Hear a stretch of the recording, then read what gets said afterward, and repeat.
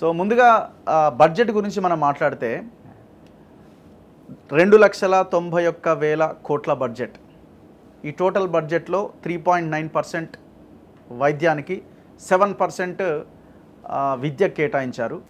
మరి ఎందుకు వీటి కేటాయింపులు తక్కువ చేశారంటే, మనం ఈసారి వ్యవసాయం అనుకున్నాం కదా, రుణమాఫీ చేద్దాం అనుకున్నాం కదా, దానికి 31,000 కోట్లు పోతున్నది. 25,000 కోట్లు ఏమో దాంట్లో ప్రతిపాదించారు. రైతు భరోసా, లేకపోతే రైతు బీమా, బోనస్, ఇట్లా ఈ వ్యవసాయ రంగాన్ని మనం ముందుగా అనుకున్నాం. ఈ ప్రయారిటీ నెక్స్ట్ సంవత్సరం ఇంకా ఆ తర్వాత నువ్వు చూద్దామన్నది గవర్నమెంట్ వైపు నుంచి వినిపిస్తున్నది. సో మీరు యూనివర్సిటీ నుంచి వస్తున్నారు కాబట్టి యూనివర్సిటీలకు కూడా మేము ఒక 500 కోట్లు పెడుతున్నాం అని అంటున్నారు. ఓవరాల్గా ఈ బడ్జెట్ని మీరు ఎట్లా విశ్లేషిస్తారు? అయితే మీరు ప్రస్తావించిన ఈ రెండు రంగాలని మనం దృష్టిలో పెట్టుకొని పరిశీలిస్తే, ఎప్పుడైనా ప్రభుత్వాలు తమ విధాన రూపకల్పనలో భాగంగా ఒక్కొక్క ప్రభుత్వానికి ఒక ప్రియారిటీ ఉంటుంది. వారి ప్రాధాన్యతను దృష్టిలో పెట్టుకొని బడ్జెట్ను కేటాయించుకుంటారు. ప్రజల ప్రాధాన్యత కాదు ఇక్కడ, అభివృద్ధి నమూనాకు సంబంధించిన, ప్రజల అభివృద్ధి నమూనాకు సంబంధించిన ప్రాధాన్యత కాదు. రాజకీయ పార్టీ వారి అభివృద్ధి నమూనా ఒకటి ఉంటుంది. ప్రతి రాజకీయ పార్టీకి ఒక అభివృద్ధి నమూనా ఉంటుంది.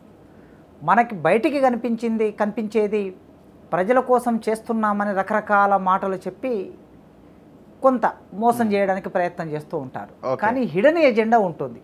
అది కేంద్ర ప్రభుత్వమైనా రాష్ట్ర ప్రభుత్వమైనా.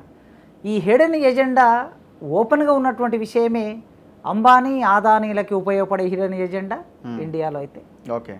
లేదా విదేశీ కంపెనీలు, బహుళజాతి కంపెనీలు, మల్టీనేషనల్ కంపెనీలు తెలంగాణ ప్రాంతానికి రావడానికి కావాల్సిన ఒక ప్రాతిపదికను తయారు చేస్తారు.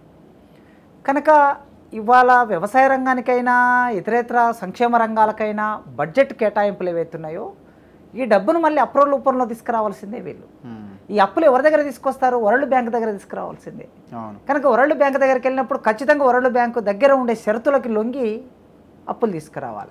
ఈ షరతులకు లొంగి అప్పులు తీసుకొని వచ్చినప్పుడు వరల్డ్ బ్యాంక్ అంటే nothing but America, Germany, Japan, England, Australia, Netherlands లాంటి డబ్బున్న దేశాలు వరల్డ్ బ్యాంక్ అంటే. అందుకోసం ఈ డబ్బున్న దేశాలలో ఉన్న కంపెనీల ప్రయోజనాలను నీవేం నెరవేరుస్తావు, నీకు మేము అప్పులు ఇస్తే, నీ తెలంగాణ రాష్ట్రంలో ఈ కంపెనీలకి ఏం లాభం చేకూరుస్తావు అనేది అక్కడ అగ్రిమెంట్ జరుగుతుంది. కనుక ప్రతి ప్రభుత్వానికి అభివృద్ధి నమూనా అనేది ఎడనగా ఉండే అభివృద్ధి నమూనా పెట్టుబడిదారుల అభివృద్ధి నమూనా నా దృష్టిలో. అందుకోసమే ఇవాళ తెలంగాణ రాష్ట్ర ప్రభుత్వం, గతంలో తెలంగాణ రాష్ట్ర ప్రభుత్వం, ఇప్పుడు తెలంగాణ రాష్ట్ర ప్రభుత్వానికి ఈ ఎజెండా ఉన్నది తప్ప ప్రజల అభివృద్ధి నమూనాకు సంబంధించిన ఎజెండా వీళ్ళకు లేదు. ఒకవేళ ప్రజల అభివృద్ధి నమూనాకు సంబంధించిన ఎజెండా ఉంటే 30 ఏళ్ల కిందట, 40 ఏళ్ల కిందట, 20 ఏళ్ల కిందట ప్రజల ఆకాంక్షలు వేరు. కానీ ఇవాళ ప్రజల ఆకాంక్షలు ఏంటంటే విద్య, వైద్యం ప్రధానమైన ఆకాంక్ష. అవును. ప్రజలు సంపాదిస్తున్న డబ్బు కష్టపడి శ్రమ చేసి కూలీలైనా, పంట పండించి వ్యవసాయదారులైనా, ఉద్యోగాలు చేసి ఉద్యోగస్తులైనా, మధ్యతరగతి జీవులైనా, ఎవరైనా సరే వాళ్ళ డబ్బులో అత్యధికం దేనికి వెళ్తుందంటే విద్యారంగం మీద పిల్లలకి ఫీజు కట్టడానికి వెళ్తుంది, అనారోగ్యం పాలైతే హాస్పిటల్స్కి వెళ్తుంది. ఈ రెండు రంగాలే. మిగతావేనేటటువంటిది ఇప్పుడు నేను ఉన్నానండి మీ ముందు కూర్చున్నా, 2,60,000 పైన జీతం వస్తుంది నాకు ప్రతి నెల. దాంట్లో నేను ప్రతి నెల 50,000 ఇన్కమ్ ట్యాక్స్ కట్ చేస్తారు నాకు. నాకు ఇంటిలోనూ 1,33,000 ఇంటి లోన్ పోతుంది. ఆ తర్వాత కోఆపరేటివ్ సొసైటీలో మా యూనివర్సిటీలో తీసుకున్న లోను ఇంకో 32,000 పోతుంది. మా అమ్మ నాయన అనారోగ్యం 60-70 ఏళ్ళ 80 ఏళ్ళ వయసులో ఉన్నారు, అనారోగ్యం ఉంటుంది, వాళ్ళ కోసం పోతుంది.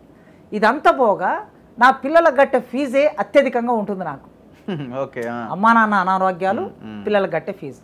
అంటే ఇంత శాలరీ వచ్చేటటువంటి వాడిని నేనే ఏం ఆలోచిస్తున్నా అంటే, ఇంటర్మీడియట్ చదివే నా బిడ్డకి ఫీజు ఎంత అవుతుంది, నా కొడుకు స్కూల్ చదివే కొడుకు ఫీజు ఎంత అవుతుంది, వీళ్ళ బట్టలు ఏంది, వాళ్ళ పుస్తకాలు ఏంది, రోజువారీ ఖర్చులు ఏంది, ఇది ప్రధానమైన ఆలోచన ఉంటుంది.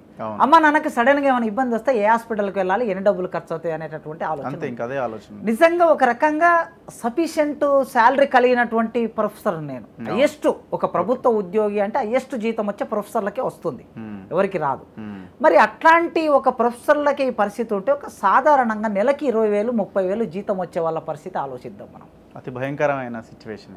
50,000 లోపు జీతం వచ్చేటటువంటి వాళ్ళు ఇద్దరు పిల్లలు కలిగి ఉంటే ఆ ఇద్దరు పిల్లలకి ఖచ్చితంగా సంవత్సరంలో ₹1,00,000 మినిమం ఖర్చు చెప్తున్నా నేను. ₹1,00,000 ఖర్చు అవుతుంది కేవలం ఫీజు కట్టడానికి. మళ్ళీ పుస్తకాలు అదనంగా, డ్రెస్సులు అదనంగా, మళ్ళీ వాళ్ళకి సంబంధించినటువంటి రోజువారీ చాక్లెట్లని, ఇవి అని, బిస్కెట్లని, బర్త్డేలని, వగైరా వగైరా ఇవి అదనంగా ఇవి ఉంటున్నాయి. దాంతోపాటు ఏ చిన్న అనారోగ్యం పాలైనా ఒక కార్పొరేట్ హాస్పిటల్కి వెళితే ₹1,00,000 లేకుండా బయటికి వచ్చే పరిస్థితి లేదు. చిన్న జ్వరం వస్తే టెస్టుల పేరు మీద, రకరకాల మందుల పేరు మీద ₹1,00,000 బిల్ వేసి బయటకు పంపిస్తారు. ఇది ప్రధానమైన ఖర్చు కదా. నిజంగా ప్రజలు ఎదుర్కొంటున్నటువంటి సమస్య ఇది, వాళ్ళ ఆకాంక్ష ఇది.